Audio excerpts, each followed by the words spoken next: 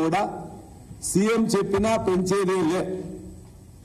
CM చెప్తే చెప్పుకోనేయండి, మేము మాత్రం చెయ్యం అని చెప్పేసి అక్కడ ఉన్న వాళ్ళందరూ కూడా భీష్మించి కూర్చుకున్నారు.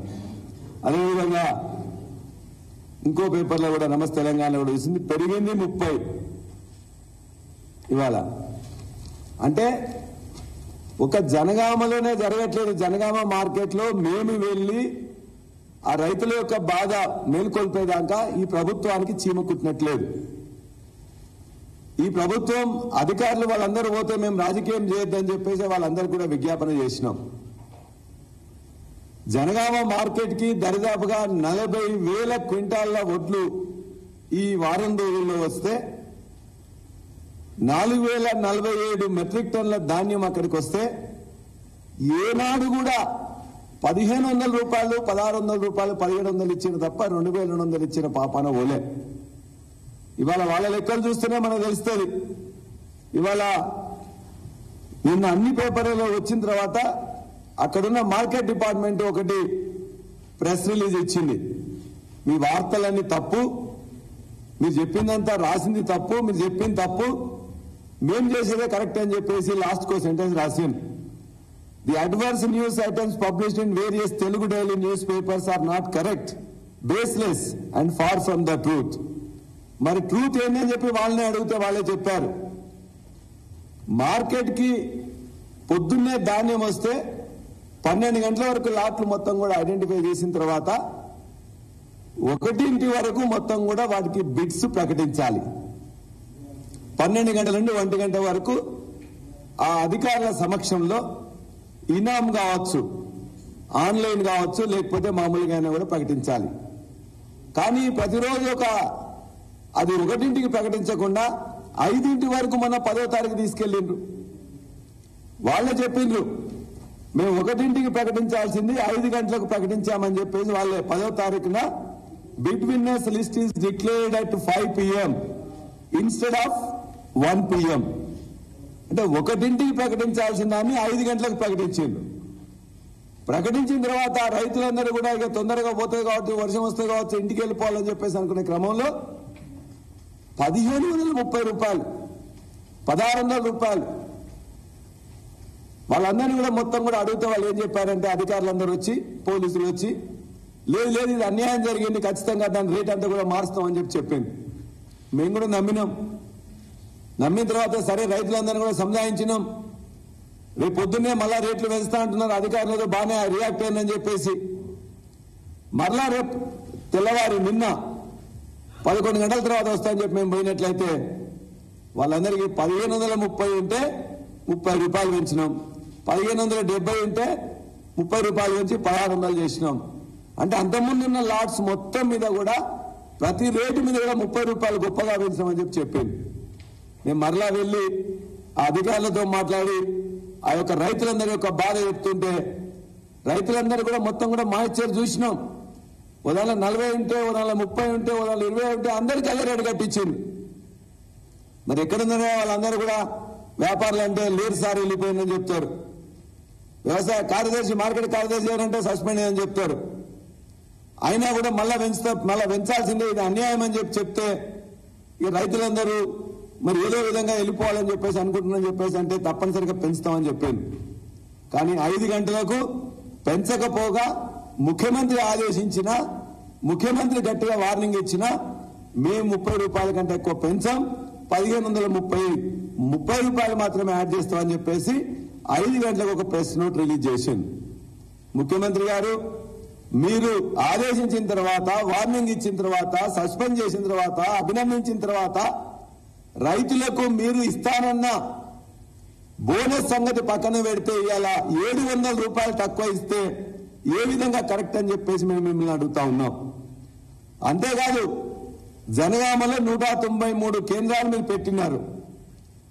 ఈ 12 రోజుల్లో 193 కేంద్రాల్లో మీరు మొత్తం కూడా తీసుకున్నది ఇప్పటి వరకు 442 మెట్రిక్ టన్నులు.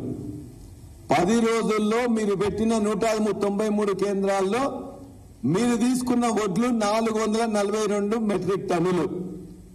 మరి అదే మార్కెట్కి వచ్చింది మీరు చెప్పిన దాని ప్రకారమే 40,000 క్వింటాలు అంటే 4,074 మెట్రిక్ టన్నులు అంటే ఒక 10 రెట్లు మీరు కేంద్రాలు పెట్టిన తర్వాత కూడా ఆ కేంద్రాలకు పోకుండా రైతులు తక్కువ ధర దగ్గర ఇచ్చే మార్కెట్కి ఎందుకు వస్తున్నారని మీరు గమనించండి.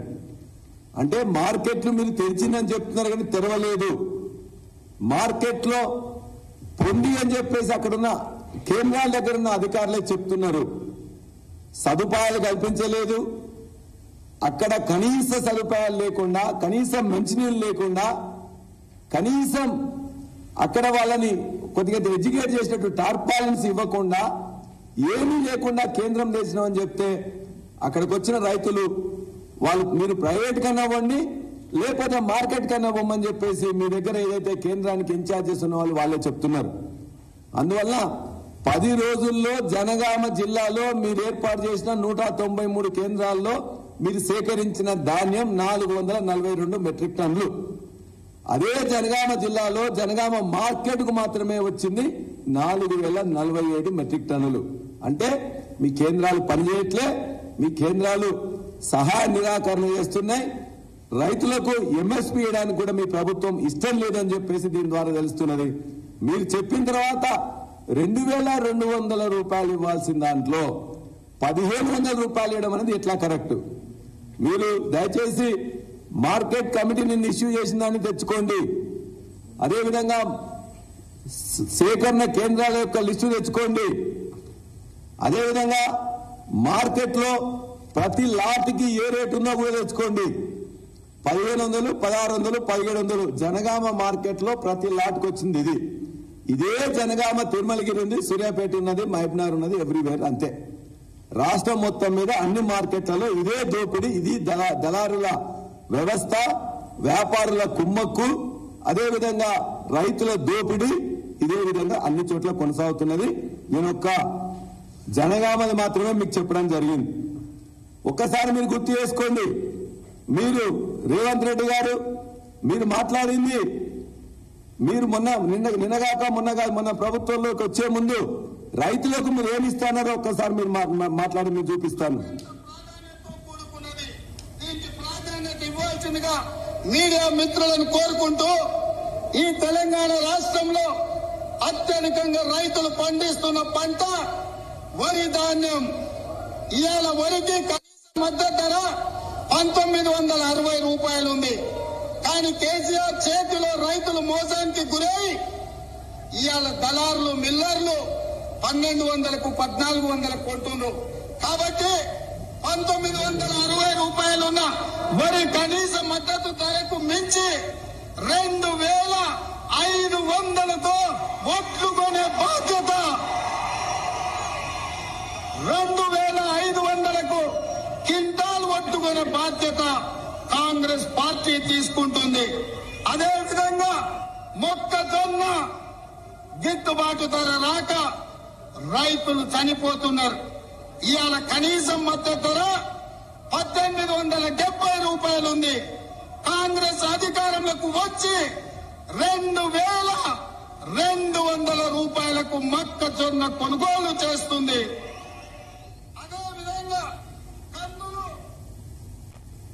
అదే కాదు ఈ రైతులు పండించిన పంట మీకు గిట్టుబాటు ధర ఇచ్చి లాభసాటికి ఇచ్చి ఇవాళ 1 ఎకరం ఒట్లేస్తే 30 క్వింటాలు వస్తాయి. 30 క్వింటాల్కి 540 రూపాయలు ఎక్కువ వస్తే 15,000 ఇవాళ ఎకరాకు అదనంగా కాంగ్రెస్ పార్టీ చేయదలుచుకున్నది. ఇదే కాదు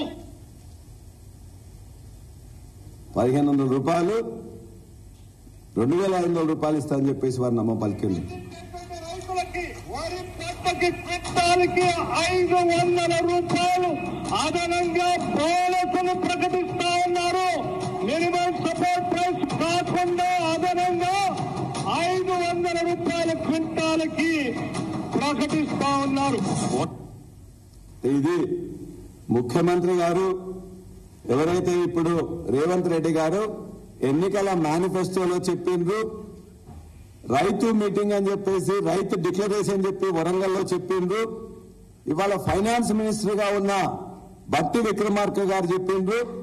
ఇంతమంది నమ్మబలికి 500 రూపాయలు ఇస్తానని చెప్పి మొన్న వానాకాలం పంటకు కూడా ఇవ్వకుండా మళ్ళా ఇవాళ యాసంగి పంట వస్తే కూడా యాసంగి పంటలో 500 సంగతి వదిలిపెట్టి కనీసం 700 రూపాయలు ఇలా రివర్స్ లాస్ చేసిందంటే నిజంగా ప్రజలందరూ కూడా గమనిస్తున్నారు, రైతులు గమనిస్తున్నారు. తప్పనిసరిగా ఇవన్నీ గుర్తు చేస్తున్నాం మీకు. ఇంతకుముందు ఎప్పుడు కూడా ఈ 10 సంవత్సరంలో ఏనాడు కూడా రైతుకి ఎకరానికి 1500 ఇచ్చిన సమస్య లేదు. ఒకవేళ కోవిడ్ పీరియడ్ లో కూడా ఆనాడు ముఖ్యమంత్రి కేసీఆర్ గారు అన్ని డిపార్ట్మెంట్లతో కలిపి మన యొక్క కమిషనరేట్లోనే ఒక కాల్ సెంటర్ ఓపెన్ చేసి అగ్రికల్చర్ డిపార్ట్మెంట్, అదేవిధంగా marketing department, civil supplies department, revenue department, police department వీళ్ళందరితో కలిపి మనం ఆనాడు ఈ కేంద్రాలన్నింటినీ కూడా పర్యవేక్షణ చేసినాం. గ్రామాల్లో కోవిడ్ లో ఇబ్బంది ఉన్నట్లయితే ఆనాటి ఎమ్మెల్యేలు కానీ పార్టీ కార్యకర్తలు కూడా అక్కడ ఉన్న సదుపాయాలు ఏర్పాటు చేసి ప్రతి గింజను కూడా కొన్నారు. అంతేకాదు టార్పాలిన్లు ఇచ్చిండ్రు, అక్కడ మంచినీటి సదుపాయం ఇచ్చిండ్రు. పండిన ఏదైతే సేకరిస్తారో సేకరించిన ప్రతి గింజకు కూడా వారం రోజుల నుంచి 10 రోజులు లేక 15 రోజుల్లో వాళ్ళ అకౌంట్ లో డబ్బులు వేసింది. ఇవాళ మీరు ఓపెన్ చేసినామని చెప్పిండ్రు, వాస్తవం కాదు.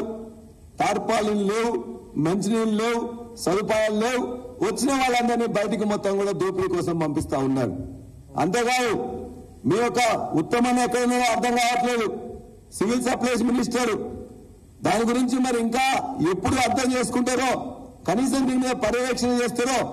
ఒక్క కేంద్ర ఓపెనింగ్ కూడా ఇంతవరకు వాళ్ళు పోలే, ఎవరు మంత్రులు పోవట్లే. 500 రూపాయలు బోనస్ ఇస్తామన్న బట్టి విక్రమార్క ఎక్కడున్నాడో తెలియదు. కోమటిరెడ్డి వెంకటరెడ్డి గారికి మిల్లర్ల సంగతి బాగా తెలుసు. వారు కూడా రైతు బంధు అడిగిన వాళ్ళని చెప్పుతో కొట్టమన్నాడు. మళ్ళీ రైతు బంధు నిన్ననే ఇవాళ పేపర్ స్టేట్మెంట్ చూసినాం, మేము తొందరలోనే ఇస్తామని చెప్పేసి వారు చెప్తా ఉన్నారు. ఎన్నికల అయిన తర్వాత ఇస్తామన్నారు. ఎన్నికల ఎలక్షన్లు అయిపోగానే ఇస్తామని చెప్పిండు, అది అయిపోయింది. 100 రోజుల్లో ఇస్తామన్నారు, అది అయిపోయింది. ఎలక్షన్ల తర్వాత ఇస్తామని చెప్పిండ్రు, నమ్మబలుతున్నారు. అది కూడా కాదు. అందుకే ఇవాళ ఈ ప్రభుత్వం మీద రైతాంగానికి విశ్వాసం లేదు. ఎందుకు మార్కెట్కు పోతున్నారు, ఎందుకు ప్రైవేట్ వాళ్ళ దగ్గర పోతున్నారు? ఇవాళ ప్రైవేట్ వాళ్ళు తక్కువ ఇస్తుంటే మనం ఎంఎస్పీ మన యొక్క కేంద్రం ఇస్తానంటే కూడా ఎందుకు మన కేంద్రం దగ్గరికి రాకుండా మార్కెట్కి పోతున్నారని దయచేసి ఆలోచించాలి. అంటే ఈ ప్రభుత్వం మీద విశ్వాసం లేదు, నమ్మకం లేదు. ఈ యొక్క రాజకీయ నాయకులు ఎవరైతే ఇలా ఎమ్మెల్యేలు లేక ప్రభుత్వంలో ఉన్న రాజకీయ నాయకులు ఎవరైతే ఉన్నారో వాళ్ళ యొక్క పర్యవేక్షణ కానీ, వాళ్ళ యొక్క ఓదార్పు కానీ, వాళ్ళ యొక్క ఏది లేదు. కాబట్టి ఇవాళ వాళ్ళు అధికారులు ఇష్టం వచ్చినట్టు చేస్తున్నారు. దళాల చేతిలోకి ఇవాళ వీళ్ళందరూ కూడా వ్యాపారస్తులు కూడా వెళ్ళిపోయారు. అందుకే మేము అందరం కూడా కోరుతున్నాం, మీ ప్రభుత్వం మీద విశ్వాసం ఎందుకు లేదంటే రైతు బంధు ఇస్తానని మీరు ఇవ్వలేదు కాబట్టి రైతులను మిమ్మల్ని నమ్మట్లేదు. రుణమాఫీ 2 లక్షల రూపాయలు డిసెంబర్ 9న చేస్తామన్నారు, చేయలేదు కాబట్టి మిమ్మల్ని నమ్మట్లేదు. అదేవిధంగా పంట నష్టం తప్పనిసరిగా ఇస్తామని చెప్పేసి ఆ వ్యవసాయ శాఖ మంత్రి కూడా దాన్ని పట్టించుకోవట్లేదు కాబట్టి మీ ప్రభుత్వం మీద విశ్వాసం లేదు. కాబట్టి ఖచ్చితంగా గతంలో మేము ఎప్పుడు కూడా ఆనాడు 2014-15లో 24 లక్షల మెట్రిక్ టన్నుల ధాన్యాన్ని సేకరిస్తే గత 2020-21లో 141 లక్షల మెట్రిక్ టన్నుల ధాన్యం సేకరించినాం. గత సంవత్సరం కూడా 117.86 లక్షల మెట్రిక్ టన్నులు సేకరించినాం. గత యాసంగిలో 66.95 లక్షల మెట్రిక్ టన్నుల ధాన్యాన్ని సేకరించినాం. మీకు చిత్తశుద్ధి ఉంటే ఈ రైతుల యొక్క ధాన్యాన్ని మొత్తం కొనాలి, మొత్తం ఎంఎస్పీ ఇవ్వాలి. మేము ఇప్పటికైనా ఈ ప్రెస్ మిత్రుల ద్వారా, ఈ టీవీ మిత్రుల ద్వారా, టీవీ మాధ్యమం ద్వారా ఈ ప్రభుత్వానికి, ముఖ్యమంత్రికి, ఉత్తమ్ కుమార్ రెడ్డికి, అదేవిధంగా మిగతా వ్యవసాయ శాఖ మంత్రి కూడా విజ్ఞప్తి చేస్తున్నాం. దయచేసి రైతులను ఆదుకోండి. రైతుల యొక్క ధర ఖచ్చితంగా 2200 ముందుగా ఇవ్వండి. ఆ తర్వాత మీరు మేనిఫెస్టోలో చెప్పిన 500 రూపాయలు ఇవ్వండి. 1500కు నష్టపోయిన 1500 కావచ్చు, 1600 కావచ్చు, 1700 కావచ్చు, వాళ్ళు అమ్ముకున్న గత వారం 10 రోజుల్లో యాసంగిలో మార్కెట్ లో అమ్మిన ప్రతి రైతు కూడా 2200 ఇవ్వాలి. వాళ్ళ లెక్కలు మీ దగ్గర ఉన్నాయి. వాళ్ళ యొక్క ఎన్ని క్వింటాలు అమ్మేను ఏందని చెప్పి మొత్తం కూడా నిక్షిప్తమై మార్కెట్లో ఉంది కాబట్టి వెంటనే ఇవాళ నష్టపోయిన ప్రతి క్వింటాల్కు 600, 700 ఎంఎస్పీ కంటే తక్కువ ధరతో నష్టపోయిన రైతుల్ని వెంటనే ఆదుకోవాలి. వాళ్లకు 2200 రూపాయలు వచ్చేటట్టు ముందుగా వాళ్ళ అకౌంట్లో డబ్బులు వేయాలి. అదేవిధంగా రేపటి నుండి సోమవారం నుండి జరిగే దాంట్లో ఎక్కడ కూడా అది ప్రైవేట్ అయినా మార్కెట్ అయినా లేకపోతే మన యొక్క కేంద్రమైనా వాళ్లకు ముందుగా గిట్టుబాటు ధర ఇవ్వండి. మీకు ఈ ప్రభుత్వానికి చేతనైతే ముందు గిట్టుబాటు ధర ఇవ్వండి.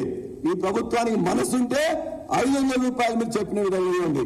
మీకు మనసు లేకపోతే కనీసం గిట్టుబాటు ధర కూడా ఎందుకేరని చెప్పేసి మేము అడుగుతా ఉన్నాం. మేము గతంలో వర్షం పడి రంగు మారినా మొలక ఎత్తినా తడిసినా వాటికి కూడా 2200 రూపాయలు ఇచ్చినాం. 2200, 2100 ఆనాడు ఎంఎస్పీ ఏదుంటే ఆ ఎంఎస్పీ ధర ఖచ్చితంగా ఇచ్చినాం. తడిసిన ధాన్యాన్ని కొన్నాం, రంగు మారిన ధాన్యాన్ని కొన్నాం, అదేవిధంగా మొలకెత్తిన ధాన్యాన్ని కొన్నాం. దాన్ని ఎలా వేయడానికి ఎక్కడ ఉపయోగించవచ్చు? ప్రభుత్వం నష్టపోయింది తప్ప రైతుల్ని నష్టపెట్టలే. 10 సంవత్సరాల్లో రైతుల ధాన్యం ఏ విధంగా ఉన్నా ఆ విధంగా కొన్నాం. ప్రతి గింజ కూడా కొన్న ప్రతి గింజ కూడా ఆనాటి ఎంఎస్పీ ఇచ్చినాం. ఇవాళ కూడా ఎక్కడ కూడా ఈ రాష్ట్రంలో 2200 కంటే తక్కువ ధరకు రైతులు అమ్మవద్దు. అదేవిధంగా రైతులు ఎవరైనా మోసపోయినా అమాయకులైనా దయచేసి ప్రభుత్వం వాళ్ళని ఆదుకోవాలి. ఖచ్చితంగా వాళ్ళకి ఇవ్వాల్సిన న్యాయంగా దక్కాల్సిన ఎంఎస్పీ ఇవ్వాలని చెప్పేసి ఈ ప్రభుత్వాన్ని డిమాండ్ చేస్తున్నా. మీకు చెప్పిన మాట నిలబెట్టదలుచుకుంటే మేనిఫెస్టోలో చెప్పిన విధంగా, వరంగల్ డిక్లరేషన్ లో చెప్పిన విధంగా, ఎలక్షన్ లో అనేక మీటింగ్ లో చెప్పిన విధంగా మీరు మీ అధిష్టానం అదేవిధంగా మీ మంత్రులైన వాళ్ళందరూ చెప్పిన విధంగా 500 రూపాయలు ఖచ్చితంగా బోనస్, వరికి బోనస్ ఇవ్వాలని చెప్పి కూడా ఖచ్చితంగా కోరుతున్నాం. ఇవాళ జనగామలో జరిగింది అంతటా జరుగుతుందని గుర్తించాలని చెప్పి కూడా కోరుతూ ఈ రైతులందరినీ కూడా ఆదుకోవాలని చెప్పేసి నేను కోరుతున్నా.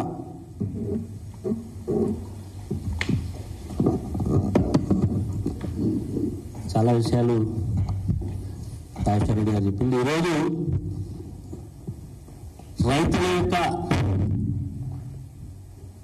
సంక్షేమమే మా ప్రధాన ఎజెండా అని చెప్పి అధికారంలోకి వచ్చినటువంటి కాంగ్రెస్ పార్టీ ఈరోజు రైతులు ఒక పక్క ఈ ప్రభుత్వం యొక్క అసమర్థత వల్ల, నిర్లక్ష్యం వల్ల ఇప్పటికే అనేక